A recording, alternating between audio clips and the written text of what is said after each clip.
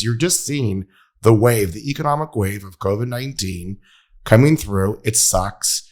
Gas is up, eggs are up, real estate's down, everything I don't like. Real estate's down, but it needed to happen too because things were just too strong for. So it's like cycles. You're thinking about it like a hangover. It's a hangover. It's truly, it's another phase of COVID. It's just now we're experiencing it differently. It's not in our bodies. It's in our pocketbooks. It's in our wallets. It's in our psyche. JP, I have been wanting to talk to you about this secret society meeting that you went to. Yeah. So you were recently at an event, and you requested that we not say the name of the event. Yeah. Because it actually was like a group of elites getting together. Well, it was interesting. It was in Washington, D.C. It was a political event, but it was really cool because it was some of the top congressmen, senators, and kind of decision makers in the country coming together to convene. A little bit of a State of the Union. Yeah, but it was people from both sides. Yes, it was. Coming together, talking about what's happening in the current state of the world, and also how we're going to solve some of our greatest challenges. Yes. And anytime you hear about this, I like to make fun of the World Economic Forum and the people who believe in those conspiracies because I think they're way overblown. But anytime you get a group of this together, you kind of get some conspiratorial vibes to it because it's elites coming together talking about problems and how we're going to solve them. And I'm just curious, from your perspective, when you came back, you actually came back encouraged. Yeah.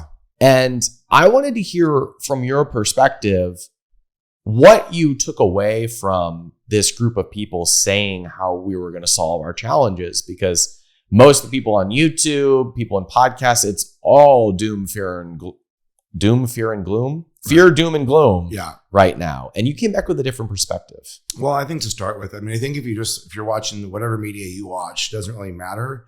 Everything feels very chaotic. I think the vibe is chaos. And so it feels like all we have in DC, and we do have real problems in DC. We had a great conversation with Jeremy about kind of things go back to the Civil War, but the idea that just partisan gridlock, lack of ability to make any kind of decision making, a lot of politicians, which are on the fringes, that really wonder if they're even qualified to be politicians. They're kind of grandstanding for whatever they're grandstanding for. So I think the big aha I came up with, Ryan, was there are still a lot of grownups in the room.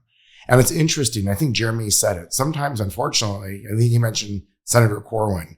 What they'll say in public right now for a soundbite is different than who they are. Yeah. And I think that actually is what I captured the essence of, that when you're hearing the Secretary of Defense, Lloyd Austin, speaking about the checkerboard of U.S. dominance and what we need to do next, or when you hear the Speaker of the House, talking about Kevin McCarthy, or some of the newest Congress people that really are intellectual, passionate, great command of many, many issues, it just restores your faith that yes, there is a lot of chaos. There's a lot of noise on the edges, but there's also a lot of smart policymakers that actually have the capability to make good decisions for this country. And that care. But did you walk out of this thinking that we have solutions and that there is a bright future ahead? Or did you just walk out of it feeling a little bit better about who's making decisions? Honestly, Ryan, it was a little bit more better feeling like we actually have decision. We have some grownups right now running the country, running our military, running a lot of our departments.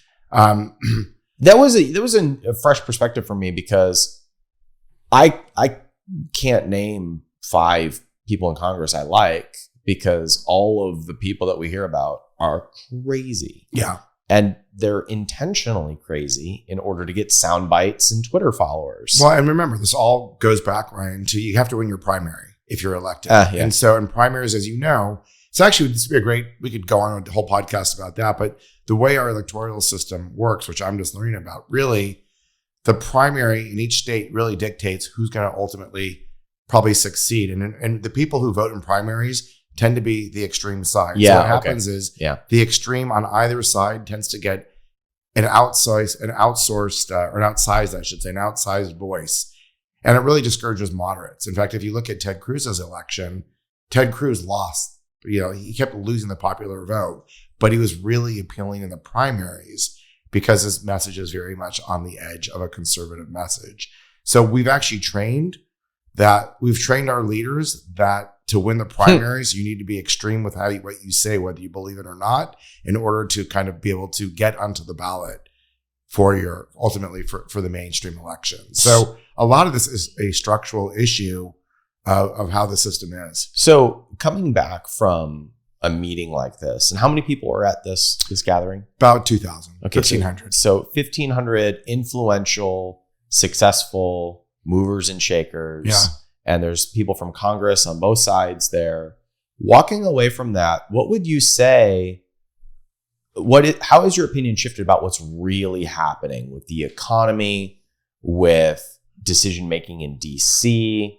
Did you come back more optimistic? And what perspective do you have about what's happening in the economy and what might be coming policy-wise? Sure. Well, I think the first thing is that you hear them saying more and more about bipartisanship, that they actually want to work together. I don't think they're encouraged to say that on television, but I really get the sense that they know they need each other, and that there's this actually yearning for moderation, which you wouldn't expect.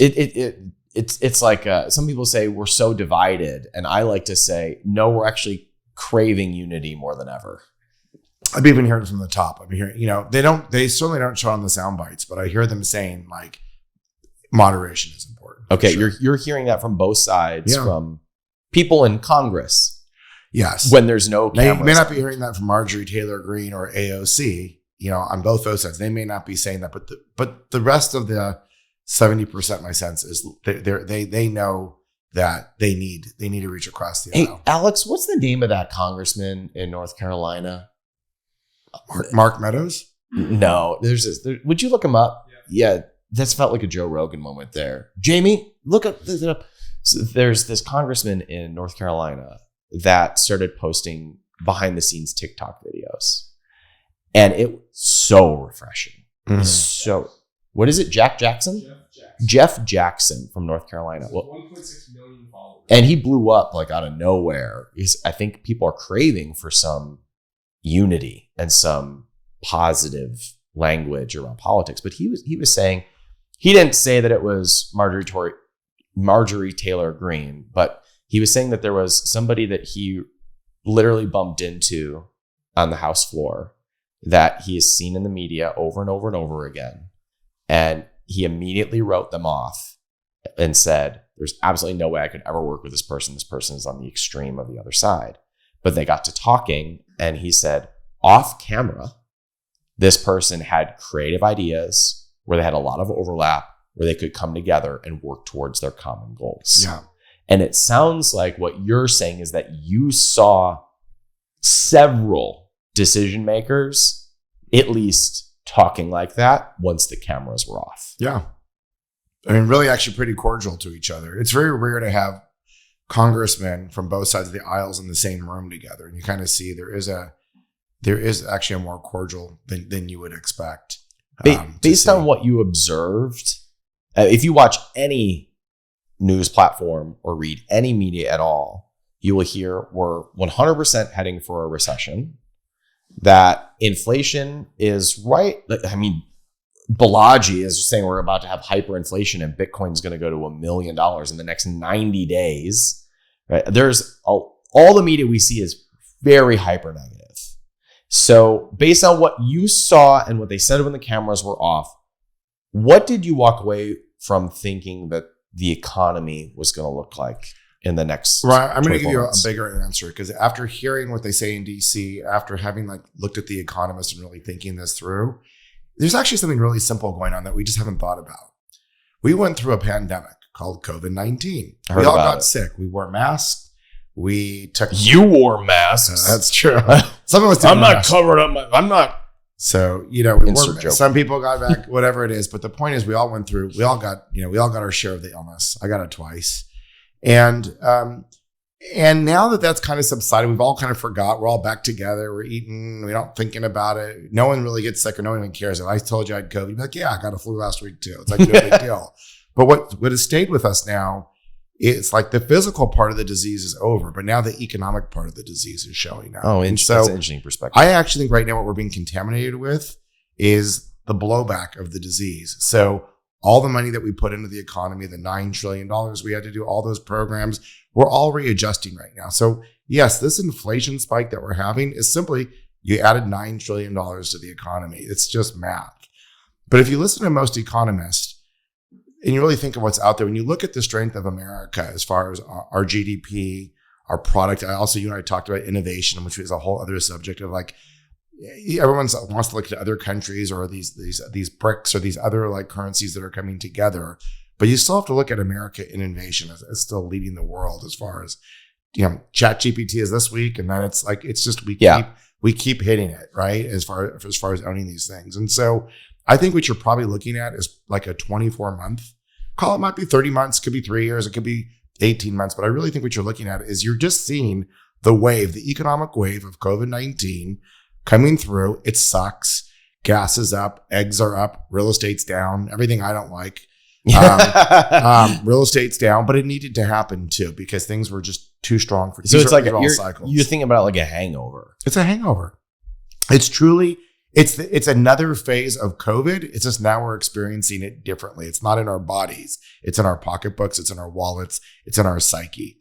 And in some ways it sucks. Like I said, it really sucks. Nobody likes when the party's over and like you got to pay the bills and things are expensive and there's uncertainty. At the same time, remember, like you can't just continue having equities go up like stocks and real estate and oil. Like these things do have to balance out. And we had a wild ride. I mean, everyone thought that COVID would finally like adjust the prices. But when you had $9 trillion, it never adjusted the prices. We should have had a significant recession. We should have. And we didn't. We stayed it off for 3 years. And guess what? We are theoretically already in a recession, Ryan, now. Yeah. Let's just say it like we are. Recessions don't have to be scary. It just, it is what it is. But the point is, I think that most indicators that I'm seeing, I don't think this is a depression. I don't think this is like, it could be, I can't say like it's not going to be anything. I mean, interest rates, they affect a lot of things, including, real estate significantly. But I think if you look at America, if you start to look at the forward curve, like the government projections of the next 10 years, interest rates should be, may not be as low as it was in the go-go years of the 2000s, but we expect like sub 5 interest rates for the next 10 years. If you look at GDP, not as strong as it was in the go-go 10 years ago, but also still growing. You look at employment, like everything is still positive for America. And so it may not be as crazy as it was. I'm sorry for anyone who didn't get a chance to participate in the last 10 years. It was a blast. It was a party. It was Woodstock, Burning Man. I wish you were there. But there's going to be Burning Man Jr. and it will still be fun.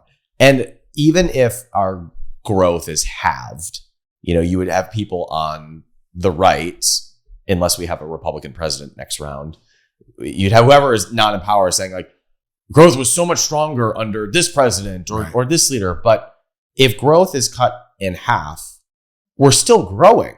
We are still growing. Whereas most people are predicting a significant recession or a depression, a major slowdown, mass unemployment because of both innovation and economic slowdown. And the more I dive into the data and the more that I dive into what's really happening, my fear actually gets less and less. Yeah. And it sounds like the rhetoric that you heard and the data that they were sharing matched that a much more like, yes, it seems like there's going to be a slowdown, but a slowdown from a crazy run up is the hangover after a party where like, it's not fun, but not a major disaster that you can't get through. I mean, one thing I think is important though, is that what makes America so attractive to the world is our rule of law. So I would say no matter what, on any side of the party, anything that threatens rule of law can threaten our economy. We as a country, we keep continuing to show that all of our checks and balances the framers did, even through scary times, our rule of law has stayed. And that again, so you want to know that if you make an investment in America, that investment's good. It's not going to be stolen from you by the government. And so I think so long as we keep rule of law, and I think even whether you like it or what side of the party you're on, like everyone checking each other, it's a little too much, but at the same time, the fact that we get to check and that in some countries you just go to jail for even questioning. So it may seem like chaos. It may seem crazy. And I think that if you look at China or Russia, they would say, if you look at America, this is why we look so dysfunctional. Look how chaotic their system is. But part of the chaos is the beauty of what a Western liberal democracy just goes through. What is your take on BRICS and the idea that the dollar could be losing its reserve status if these countries come together and unite to trade in their own local currencies instead of the US dollar? Yeah. I mean, I bet you half the audience or a quarter has seen the recent Ray Dalio, which is, it's over for America. This kingdom is down. And he makes some really compelling points. There's a history, there's a cadence.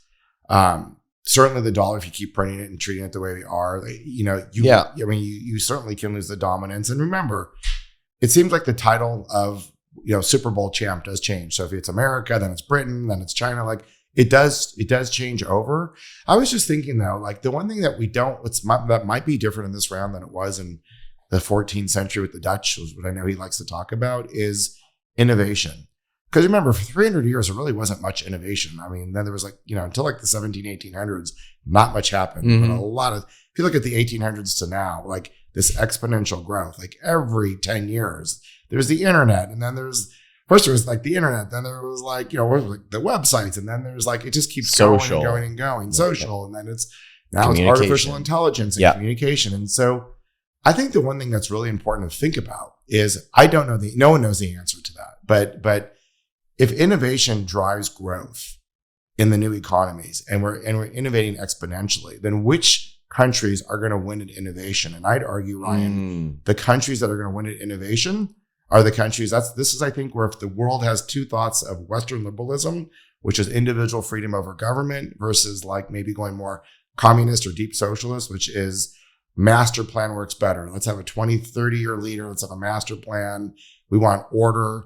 For people, it's a relief. I don't have to think too much. My government has me covered. Versus this looks, Western liberalism looks chaotic. It looks messy. It's true. Like it's hard to create a policy when every 4 years there's a new. Hold on, I'm losing the plot here. I'm sorry. So the plot basically is you've got two different thoughts in the world: Western liberalism versus like a communistic or autocratic. And if there's a massive amount of innovation, it's the free societies every time. Benefit. Well, we're showing statistically, forget about whether you like America or don't like America. If you look at where productivity and innovation comes from, it tends to come from Western liberal governments, simply because when people have freedom and they've got rule of law, then they're motivated to innovate. Sure. Like, look what happened to Jack Ma in China.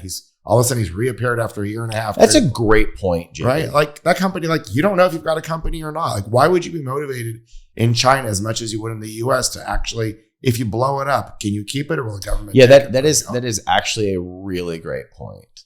I mean, recent news, Alibaba's being broken up into, I think, 10 different companies. Right. So that's a mic drop right there. So basically, you're saying that because we are on the cusp of so much innovation, that free societies, whether the dollar is the reserve currency or not, innovation helps us. And so we're in a strong position. I think so. Because we're not BRICS. So look, great. Unite, like China's great at China, Russia, Brazil. Russia's got not much. What is Russia's product? It's vodka and oil. China's great at copying. What does Brazil really produce? What do you have in your house from Brazil or India? JP's the liberal on the show, and he's. I mean, so I'm just saying, like, I'm not laughing at like sure, like you can have like everyone's going to try to challenge the dollar, but remember the dollar is also the euro. Like I know it's different, but like you still got the euro.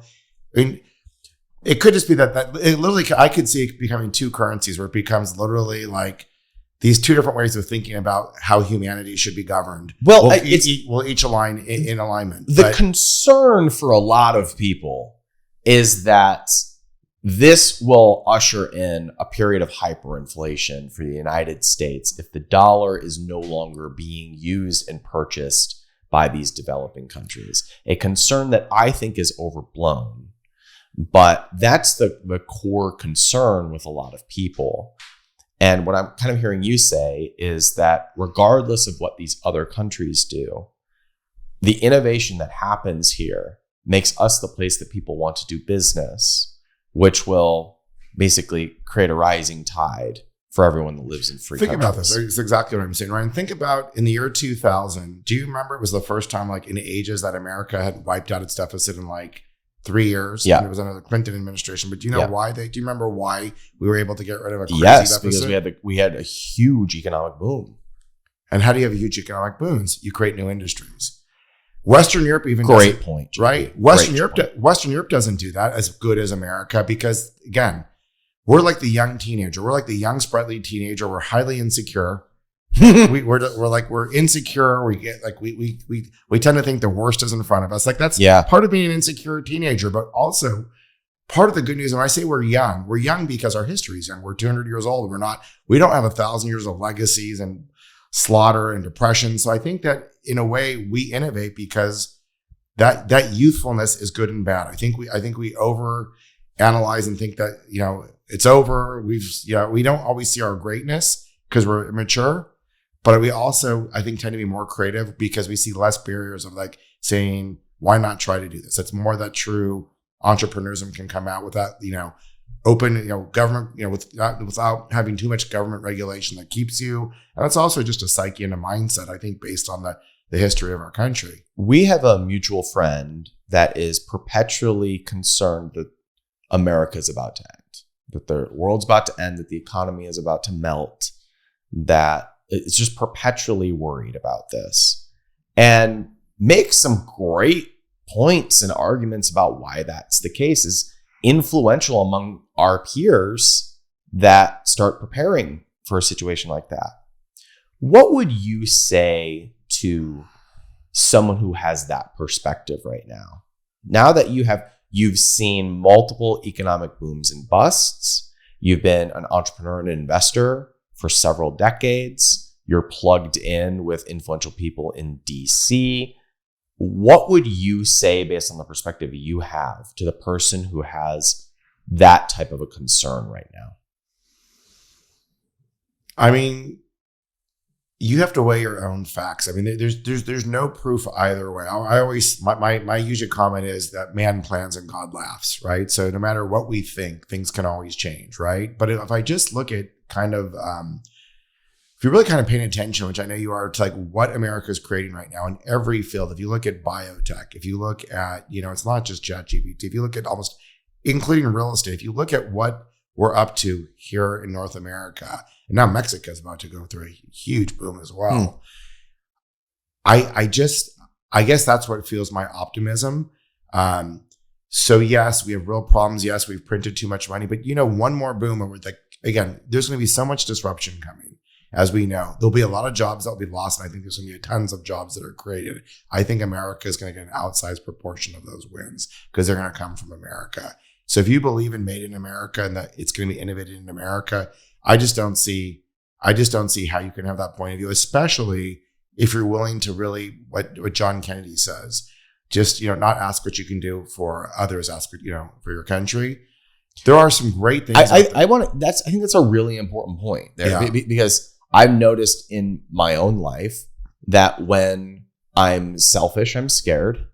And when I'm scared, I get selfish. Yeah. And it becomes a downward spiral in that sense. So I actually think you hit on that point very quickly, but that's dripping with wisdom. Yeah. If you're scared, find ways to give. If you're concerned, get plugged in the service of others. Right. That's where opportunity comes from. And by the way, right now I can tell you, I just had lunch with someone who's launching a whole campaign right now over discouraging people through, I won't say too much, basically discouraging candidates who are too extreme in primaries to second guess to punish them, to try to encourage more moderate candidates through economics to participate in the primaries from bipartisan. And so I can tell you 5 organizations right now that are all working towards creating more moderate outcomes for America. There's now nonpartisan newsletters coming out. They're coming out of the woodwork. People who are tired of this.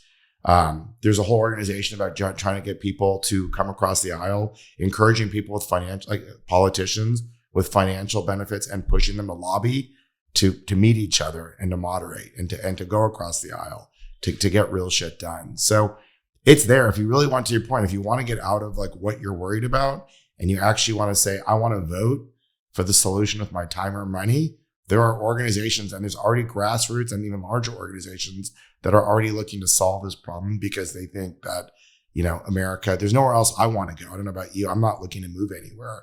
I got, all these emails about, the golden passports and all these third passports. I have no judgment. If you want a second passport, maybe it's a good idea. But the panic of, oh my God, I got to move out of here. Like, I'm not rushing to get a passport. Anything can happen, but there's nowhere I want to be. I want to be in America.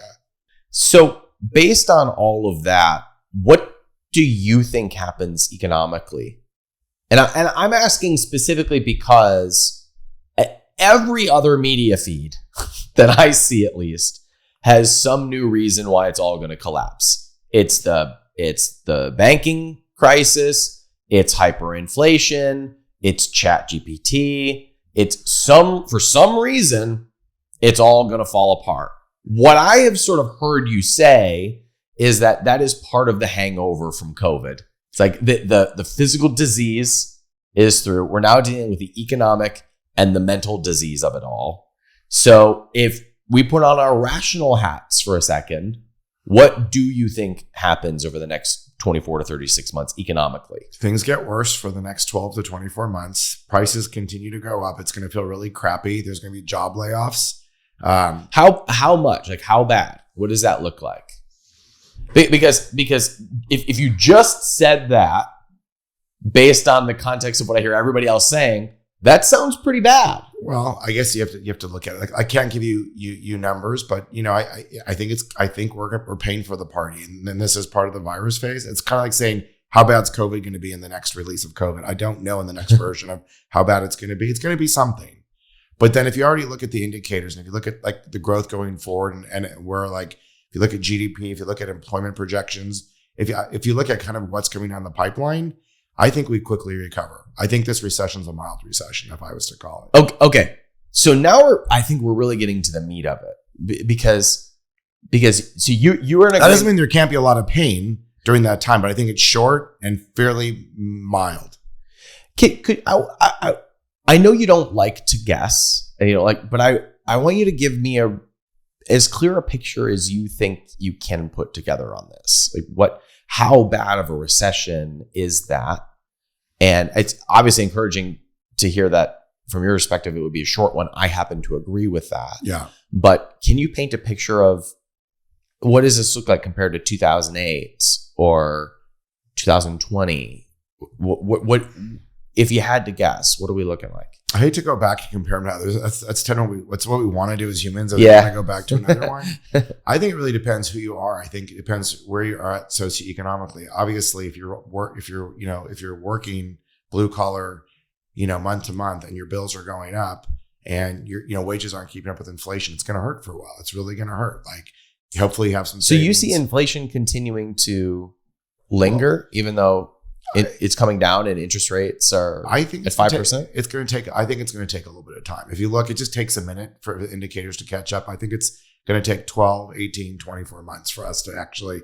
You added $9 trillion to the economy. It's going to take a minute to kind of like work that out. So it's not that it's going to go up to 20%, but it could be at 7 or 6.5 or 5. Like, it could linger for. It's at what, 5.5 right now? What's that? The last 12 months, 5.5%. 6.5%. Well, right now, you know the lending, which indicator you're talking about? The CPI. CPI. I thought it was at 7. Okay, I think it's 6.5 or 7, somewhere in there. So you think it will? I mean, the Federal Reserve says we think we have a control. We've clamped down on this, and that it's coming down. And it seems to be doing that very slowly. Exactly. But what you're seeing, what you think is that it will continue to sort of flutter down very slowly. You're showing me a graph that you got from your super secret conspiracy meeting that was a projection of it getting down to about 2.9, but it would take about 18 months. Am I remembering that correctly? Yep. So you think that's still higher than we want, but the worst is over. Yeah, and then if you look at kind of the 10-year going forward after we get through this period, it's actually it's a healthy economy for America. So it's very lucky. Remember, we just went through 11 years of prosperity, and I know as human beings we hate pain, we just have to flush out the cycle a little bit. I hate pain. Who wants to go through this? Here's the confusion you see on my face. Like, the reason I'm being pedantic and asking these questions because my emotional experience to what you're saying is very different than the logical understanding. Here's what I mean. I had so much fear and anxiety. I mean, you and I both had COVID really bad, and it put me into an anxiety and depression spiral that was just terrible. Right, I'm better now. But I went through such a negative, fear-based cycle for like a year that I was really afraid it was going to get bad. Yeah. Like get really bad. I get it. And so where I'm sitting on the other side of that, emotionally, I'm like, oh, so what you're saying is the worst is behind us. And I'm like, let's start building again. Let's go. But the way that you're saying it is comparatively, it still sucks compared to the run-up. Right. And that is a recession, but the worst may be behind us. So let's get back to work and build for the next 3 to 5 years. That's why you're seeing me confused, because I'm actually hearing this as really good news, even though it might look like lingering pain. I'm seeing this. We've been in economic pain for the last 18 months. Right. So that's the dichotomy that you're seeing on my face right now. I think both are true. I think it's going to be, there's still more pain ahead of us. It's not, but the good news is, some countries go into, like Japan, you go into negative interest rates, you go into these 10 or 20 year funks. I don't think America is going into a 10 or 20 year funk. I think we have some pain ahead of us. I am concerned, like, as a real estate owner, like I know prices are adjusting, interest rates really affect my market. I wish it would go a little, I'm hoping it will go a little faster, this adjustment that you're talking about in interest rates. It may or may not, but the point, I think the macro, the takeaway that I believe from just listening and thinking this through is that we're not in a 10 or 20 year funk. This isn't a depression, but it is, it's a recession. 24, 36 months, it's going to be uncomfortable, but it's America, and we will snap out of it, and we will be in a really healthy, much healthier economy. Again, I won't compare it. It's hard to go backwards. Yeah. But we'll be in an economy, and guess what's going to happen for a lot of entrepreneurs? Ton of opportunity. Prices will reset. There'll be disruptions. Some companies that probably should have died that were too fat are finally going to die because they needed to, which is what capitalism needs to do, so that the new sprouts can come up and disrupt and clean up inefficiencies, mispricing, all those things that actually need to happen that aren't fun are going to happen. Where do you see, and does that help? I don't know if that helps or not. It does. Yeah. But I'm curious on, coming back from this meeting that was in DC and had politically influential people there, did debt come up, meaning government debt, as we're going into multi-trillion-dollar deficits? My goodness, but that is like fine, I guess, when you have 0% interest rates. Is there a concern in your view about now the fact that we're running these deficits of $32 trillion in debt? And now we have 5% interest rates, which means that we may have $1 trillion in deficit just to pay ourselves back. Right. So does that influence your thesis at all? What do you make of that? There was no one in DC who thought that was a good thing, by the way. Okay. I think that's good. You've got bipartisan concern about that. And you think about it, like everyone's trying, maybe they say they were trying in Congress, they're trying to stop things from happening because their heart's in the right place. It's like, let's stop rolling up this clock. But it really would take real discipline. I don't know if Congress has it or not. They don't. Yeah. I think that what I thought was interesting too is that when you hear the Secretary of Defense, Lloyd Austin, with China and Russia, the military industrial complex has a very compelling case as to why they need to spend even more money now. They need to create more technology, more planes, more aircraft carriers, new nuclear bombs.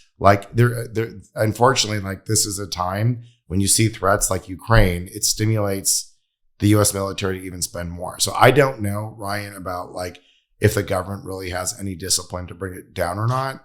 I think my point is that once again, I'm leaning to private enterprise that if we continue to grow our GDP at an outpace, we may way outpace what we think it's going to be, which if our taxation is correct and everything is done, it floats a lot of boats from the mistakes that government's going to make. So I was listening to a podcast with Kathy Wood recently, and basically her overall thesis is that we're on the cusp of so much growth and so much innovation that will overcome a lot of the challenges that we're facing right now. And it sounds like you're saying the same thing from a different perspective. It's like, it's not that higher interest rates don't hurt. It's not that deficit spending isn't bad. It's not that we don't have problems. It's that we're also in a very interesting position to grow at unprecedented rates. Correct. To get through all of it. To lead the world economy once again. So you can do BRICS, you can have all these alliances, but what is the fuel behind the currency? Man, that's a beautiful point, because it's a both and answer, where it's like, yes, there are these challenges. Yes, these things are true.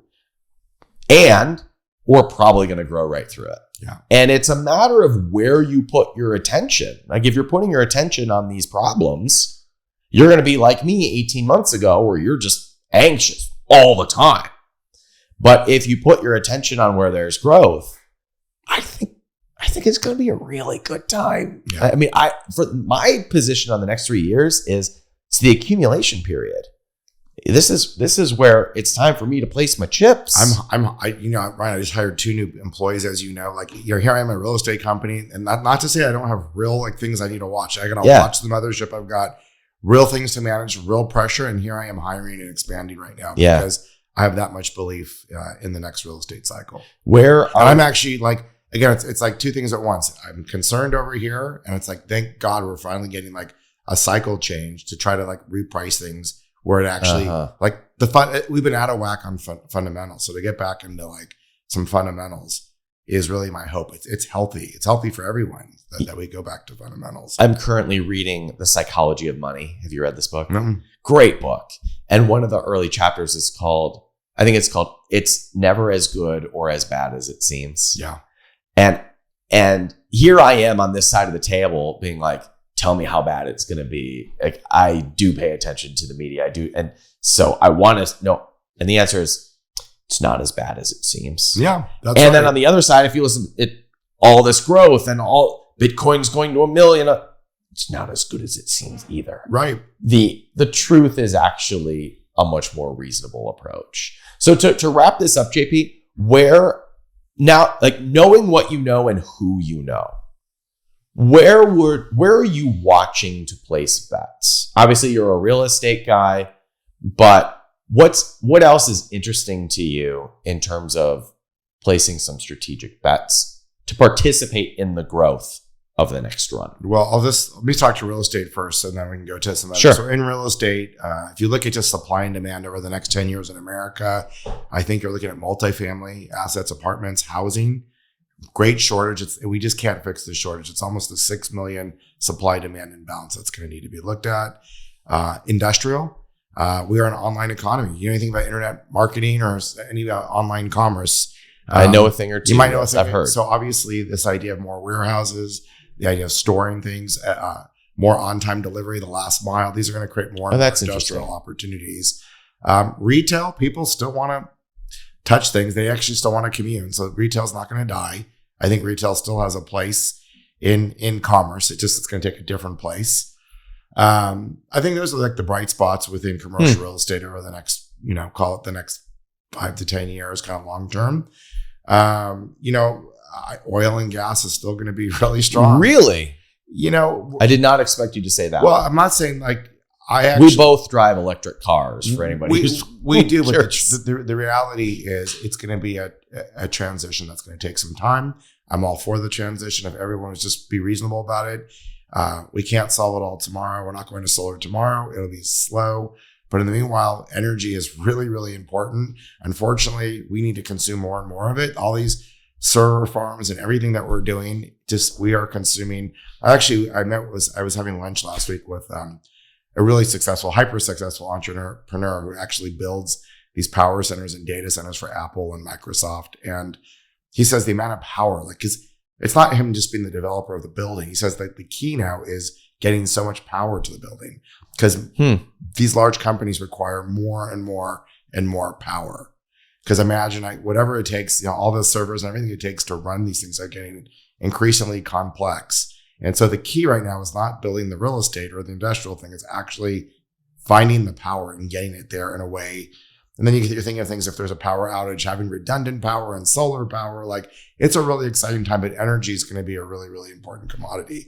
And there's going to be some great opportunities, I believe. And also clean energy alternatives that will no longer be woo-woo, but ways to make a ton of money by picking the right companies that'll start as things transition. So I think that's super, super interesting. I think your area, I think that there's going to continue to be just like this for small business entrepreneurs that want to build like big companies. I just think there's going to be so much disruption in so many areas where like you look at like a ChatGPT and you and I could talk about 1,000 different ideas that can bounce off ChatGPT. I mean, I did. Or we could just ask ChatGPT to come up with 1,000 ideas for ChatGPT. Yeah, I'm going to Portugal for a week. So I thought I'd ask ChatGPT to come up with my itinerary. Oh, wow. Gluten-free food. I like food marts. I gave it everything. And it did a remarkably good job for me of telling me. But you know what it still can't do yet? It can't tell me, hey, it can't book my airlines. It can't book my hotels for me. It can't really coordinate like on a computer, like, do I really want to do this all day? Like I have nuances. In other words, I'm still working with a travel agent, even though ChatGPT planned it out, because there's nuances like that I like better. I'd rather fly into this airport. I'd rather do this. And some days you can get all this done. What's this restaurant like? Is this really worth my time? Like you've been on this trip. Is this really worth my time to go take all day and go see the wine country in Porto? And again, some of it data can do, but sometimes there's still human being things. I would think like just as an example, potentially someone comes up with a new kind of travel, get rid of the entire travel agency. I see. Disrupt an old agency and be the adjunct. There kind of like apps were for iOS. You see opportunities to develop platforms and technologies that are built off the back of ChatGPT. On and on. Because you still need, not on everything. Some things are really efficient, but even when I've been doing my marketing on ChatGPT or writing letters, it does just so much. But I even as it gets better and better, there's a lot of times I still need a human to one up it. Yeah, understood. Yeah. So you're bullish long term. I am bullish long term. I don't know any other way. And I really encourage people that if you can embrace what we have here in America, be grateful for our system, be so grateful for free markets, be so grateful for rule of law, and look towards the future with inspiration. I just think you're going to manifest great things for us. And so, yes, I'm bullish. Beautiful. Yeah. All right, my man. Thanks for sharing with me. Yeah. Appreciate it. Yep.